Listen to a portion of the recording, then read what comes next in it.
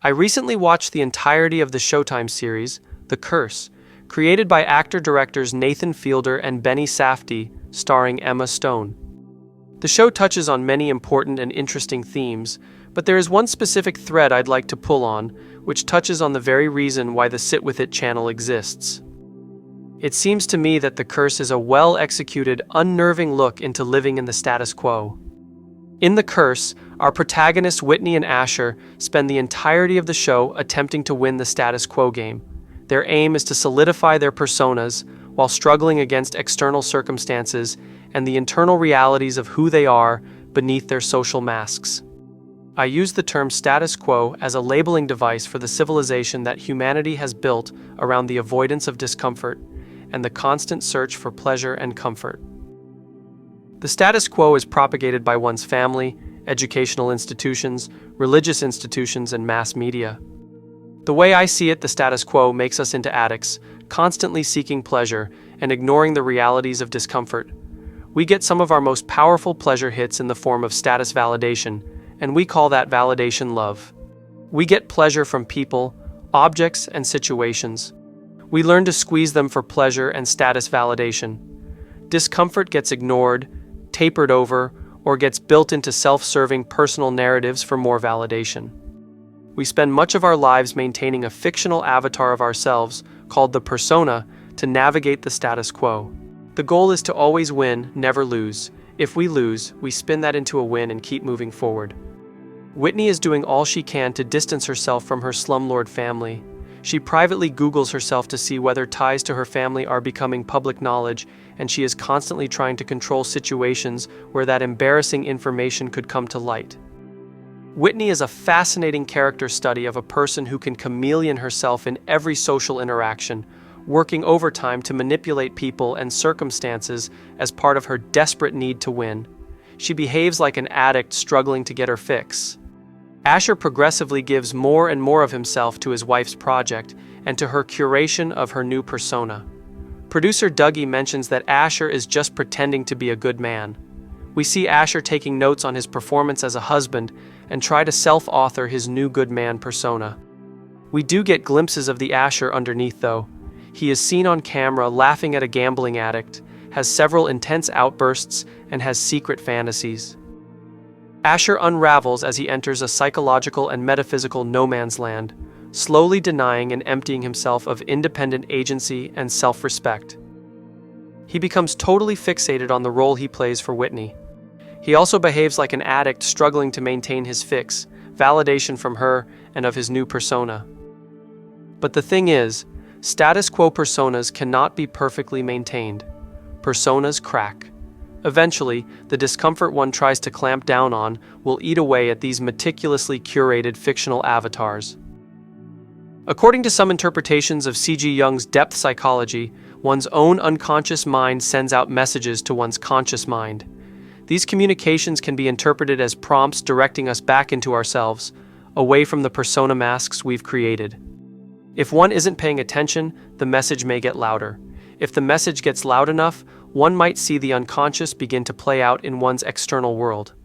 Not just in physical behavioral manifestations, like how Asher desperately grips his hands in fear, talking about a life without Whitney, but also in life circumstances and situations. Sometimes the message can be so loud to the point that seemingly inexplicable paranormal events happen. Jung and renowned physicist Wolfgang Pauli called the intimate relationship of one's inner world to one's outer world the unus mundus. And in The Curse, the message certainly gets louder. As he unravels, Asher begins to believe in magic as he experiences bizarre synchronicities.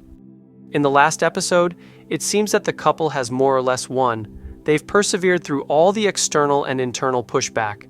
Their HGTV show and their public-friendly personas are now being widely promoted. Asher has utterly denied himself, in total subjugation to his wife's persona. Whitney has finally achieved her dream of becoming the Green Queen. She's not a slumlord, she's a Green Queen. In the final sequence of the show, we see Asher being pulled off Earth by a sort of reverse gravity. This happens just as Whitney gives birth to their child. Our last view of Asher is him floating in space, cold and dead.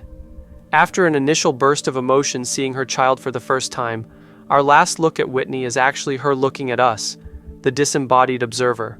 She smiles serenely. My take on this ending is that Asher's anti-gravity exit is a pataphor, a term credited to Pablo Lopez, working within the absurdist, intriguing field of pataphysics. One definition is that a pataphor is sort of like a metaphor that has been extended, stretched to the point of it being embodied into its own reality, often into its own narrative. While Asher's floating away doesn't necessarily create its own reality apart from the main narrative reality, the way Rakakuni did in Everything Everywhere All at Once, I still consider it to be a form of pataphor. The mix of horror, drama, and absurd dark humor in what happens to Asher definitely feels like pataphysics to me. The rules with pataphysics are pretty malleable anyways. The Curse was shot and edited in a way that gives the show a sense of realism. It is as if one is watching the show as a disembodied voyeur, watching and listening in on real-life events. I think the ending takes a pop culture metaphor about love and extends it into a surrealist pataphysical event within an otherwise pretty grounded show. Brian Swim, a specialist in mathematical cosmology, got some media attention years ago over his buzzworthy claim that gravity is love. I'm not getting into the merits of this idea right now, so let's just consider it a metaphor which entered the zeitgeist. In The Curse, I think this metaphor is applied as a pataphor. That's probably just my reading, I'm not sure how intentional it is. But I do think this interpretation of the ending helps drive home a key idea found in the show. The way I see it, both Whitney and Asher are lacking love. Not status quo love which they say they have for each other publicly, or the obsessive love that Asher has for Whitney. I mean true love. For me, true love is a deep sense of cosmic unity that stems from inside one's heart. True love can express itself through the physical body as warmth, compassion, appreciation of beauty, and interpersonal affection and care. But true love lives inside. It doesn't come from people, objects, or situations. It is a treasure that won't be found through worldly seeking, no matter how hard one tries.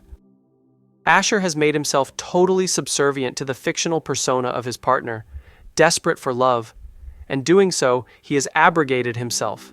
He has so totally cut off his connection to his inner true love that the day Whitney gives birth to her new source of love and affection, Asher is left with literally no love.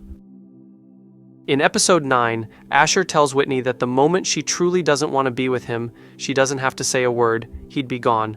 Well, that's exactly what happens. Asher experiences zero love, even for himself. Whitney silently made her choice. If love is gravitational attraction, Asher now seems to be anti-gravity. Whitney has found the purity of a child's love, which easily beats the tainted love found within the status quo. Unfortunately, I think parents often turn this innocent love into yet another source for addictive gratification and use the dispensation of their own affection as a bargaining chip to manipulate the behavior of their children. I suspect that this is precisely what the Green Queen will do. She'll probably parade the child in front of the cameras as the heir to the throne. Whitney thinks she has found a suitable replacement for Asher's never-ending worship. Now, while that all seems bleak, I do think that Dougie's breakdown after Asher's death, a moment of much-needed catharsis, may have been an opportunity to firmly reconnect with what's inside. For a moment, his persona totally fell apart. With his apologetic pleas, I think he made contact with his soul, the very soul he's done his best to sell since the death of his wife. In conclusion, I think the titular curse is not simply the young girl's parking lot spell or some secret curse that Whitney may have placed on Asher, but instead, I think the titular curse is our disconnect to true love, our desperation to manipulate the people, objects, and situations in our lives in order to keep our addiction to validation, to worldly love going. If we're not careful, our obsession with keeping this spigot flowing will turn us into empty shells of ourselves, floating off, lost in space.